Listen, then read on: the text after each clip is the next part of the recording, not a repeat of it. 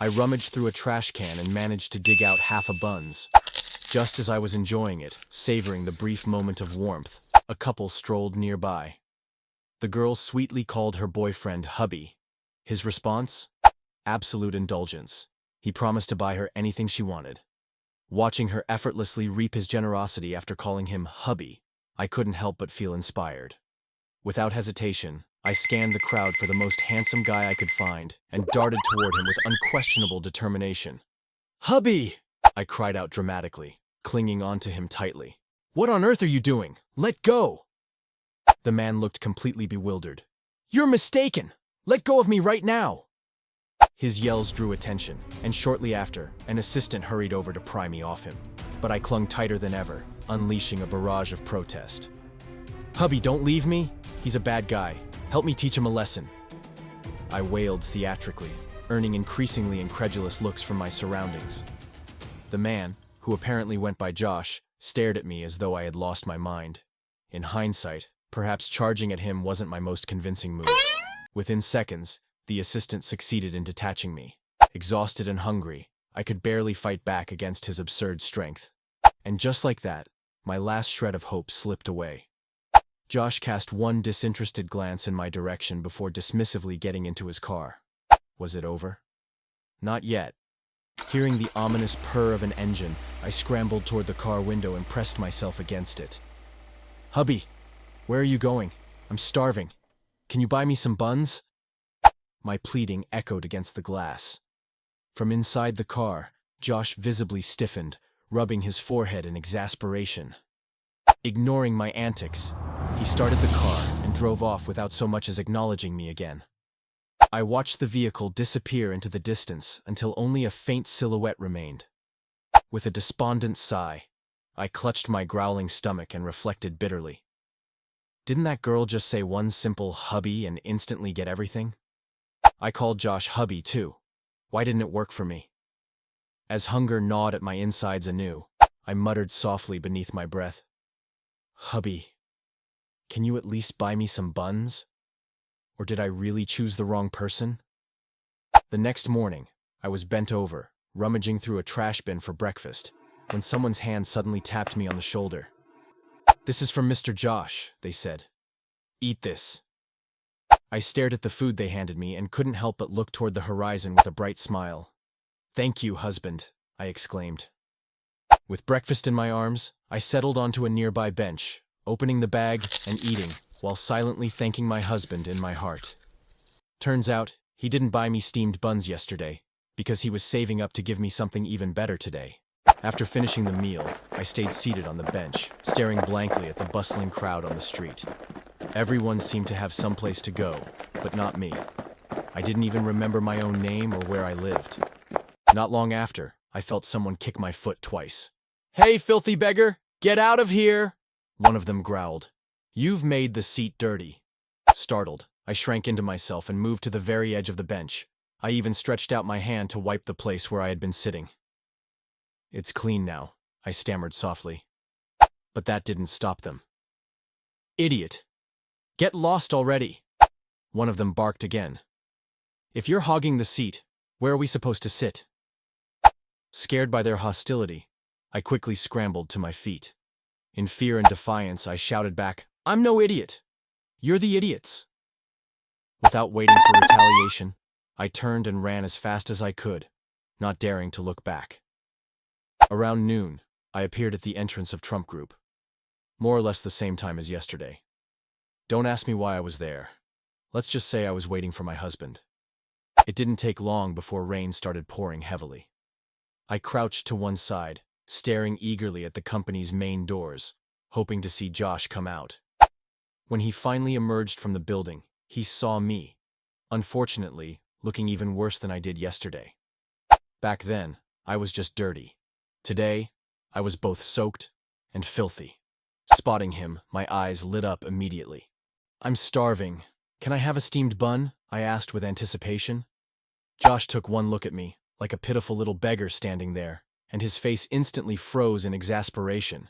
This person, could they really be this hungry? Why is it always buns they ask for? Every single time. He had so much going on at work. He definitely didn't have the time to indulge some silly person's obsession with eating steamed buns. He remembered asking Peter to give me breakfast earlier and figured maybe his assistant's decision wasn't the smartest one. Shaking his head, he ignored me and strode toward his car without looking back. As his car rolled a mere few meters away, though, his assistant suddenly warned him. "Boss Josh!" That person over there just collapsed. Josh glanced back and saw my crumpled figure lying in the downpour. For reasons he couldn't quite pinpoint, something tightened inside him. With a muffled sigh, he instructed them to carry me into the vehicle. When I regained consciousness and opened my eyes, all I saw was an unfamiliar ceiling above me. Before I could fully process what was going on, Peter's voice reached my ears. "Boss Josh, they've woken up." I was stunned for a moment, but quickly snapped my head toward Josh's direction. "Husband, I want steamed buns!" I exclaimed with an innocent eagerness that bordered on desperation. Utterly exasperated, Josh rubbed his temples in frustration, his patience wearing thin. "How did this little troublemaker even manage to get here?" he muttered under his breath. Between calling him husband every other sentence and obsessing over buns, I was clearly giving him one massive headache. Every day, all I hear is buns this and buns that. Is he some kind of buns spirit? "Stop calling me your husband." I looked at him, unamused. "Why can't I call you my husband?" "Because I'm not your husband," he replied firmly. Undeterred, I shook my head vigorously and insisted, "You are my husband. Someone once said that husbands buy you everything, which fits perfectly. This one was handpicked by me. A handsome husband indeed.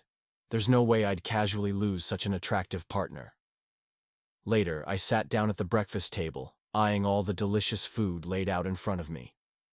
"Husband, can I eat all of this?" I asked eagerly while swallowing my saliva. He nodded slightly, granting permission. Without hesitation, I reached for the steaming soup dumplings and thought to myself, calling him husband really works wonders.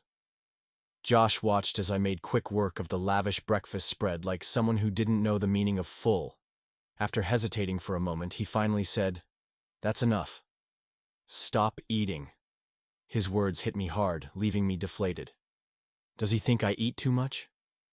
Reluctantly, I glanced at the remaining breakfast as though parting with a treasure and asked hesitantly, "Can I still eat later?"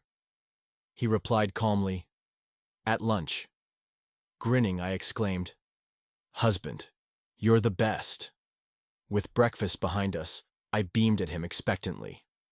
"Husband, can I go to work with you today?" "No," he replied flatly. "All right," I mumbled in resignation.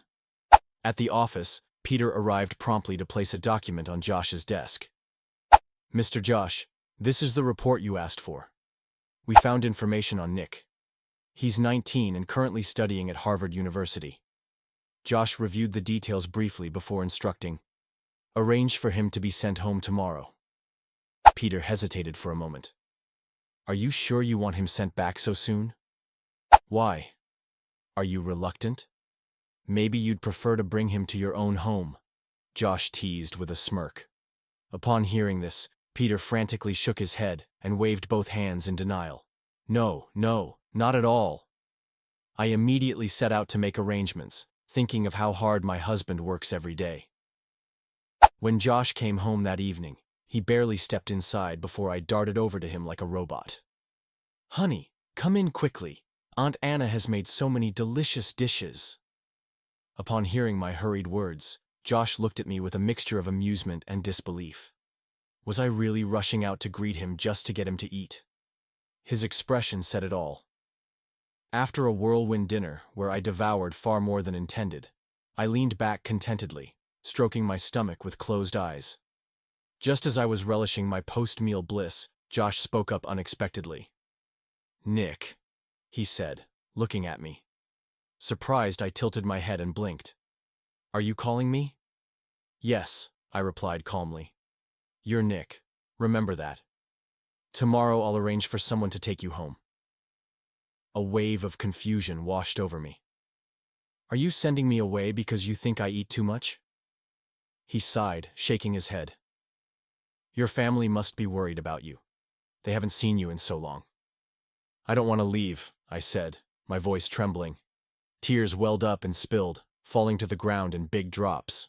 Caught off guard by my sudden crying, Josh scrambled for tissues and gently wiped my face. "You've been missing for so long," he reasoned softly. "Your family must be very concerned. Peter and I will take you back tomorrow." Disheartened by his insistence, I lowered my gaze and whispered, "Okay."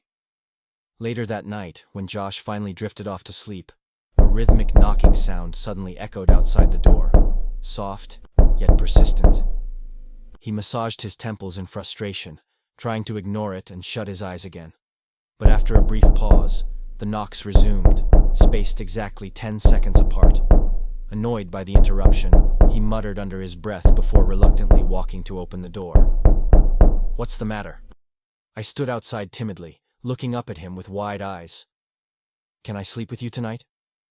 "No," came his blunt reply. Hearing this, I wasted no time throwing myself against him, wrapping my arms tightly around his waist as if my life depended on it. "Please, please, say yes." "Nick," he winced from the pressure. "Are you trying to crush my waist?" Alarmed by his comment, I quickly let go and stared worriedly at him. "I'm sorry. Is your waist broken? Does it hurt?" My husband's back seemed so fragile. When we crossed paths, he instinctively avoided my gaze that lingered on his waist. Seizing the moment when I let my guard down, he slammed the door shut with a sudden burst of energy. Faced with the firmly closed door, I stood there in disbelief, staring for a long while before finally lowering my head in quiet sadness. Just as I was about to turn and leave, the door clicked open. He had returned. The following day, as I leaned against the car window, watching the scenery retreat endlessly, a wave of melancholy washed over me. I couldn't seem to recall what my family even looked like. I didn't want to go home. Josh cast a glance at me before asking Peter, who was driving, "How much farther till we get there?" Peter responded, "About 5 minutes out." Hearing that it was close, I instinctively reached out to grab Josh's hand. "Husband," I said earnestly, "thank you for feeding me and buying me new clothes. Once I start earning money, I'll pay you back." Josh glanced at our intertwined hands and softly replied, "No need to pay me back." "But I have to. I must," I insisted, attempting to make my point. Then I added, "By the way, could you please thank Aunt Anna for me? For cooking those meals. She was very kind. I forgot to express my gratitude to her before leaving." Peter shortly parked the car at the entrance of a large house. "Mr. Josh, we're here," he announced. Josh, who had been holding my hand briefly, hesitated before letting go. Then, with a soft gesture, he patted my head and said, "You should go home. Let your family take you to the hospital for a checkup." I glanced outside the car, then turned back to Josh, opening my mouth to speak. But no words came. Instead, I closed it again. He had already helped me find my way home. It was time for me to leave. I couldn't keep disturbing him. Filled with nervous anticipation, I stepped into the villa ahead. Is this really my home? Why do I feel so unfamiliar with it? My surroundings were foreign in every sense. As I walked further in, I noticed a young man sitting at the dining table enjoying his breakfast. My palms instinctively clenched into fists around the fabric of my pants as I cautiously greeted him. "Hello." The moment my voice reached him, he froze in shock and toppled off his chair onto the ground. "Nick, are you a human or a ghost?" he blurted out, eyes wide with alarm. I frowned in confusion at the unexpected question and replied earnestly, "What? I'm human, of course." Still somewhat wary, the man climbed back to his feet and scanned me up and down suspiciously. His voice trembled when he muttered to himself, "But you were supposed to be dead. How are you standing here right now?" Before his thoughts ran any wilder, I tentatively raised my hand. Excuse me, what's your name? And what's our relationship?"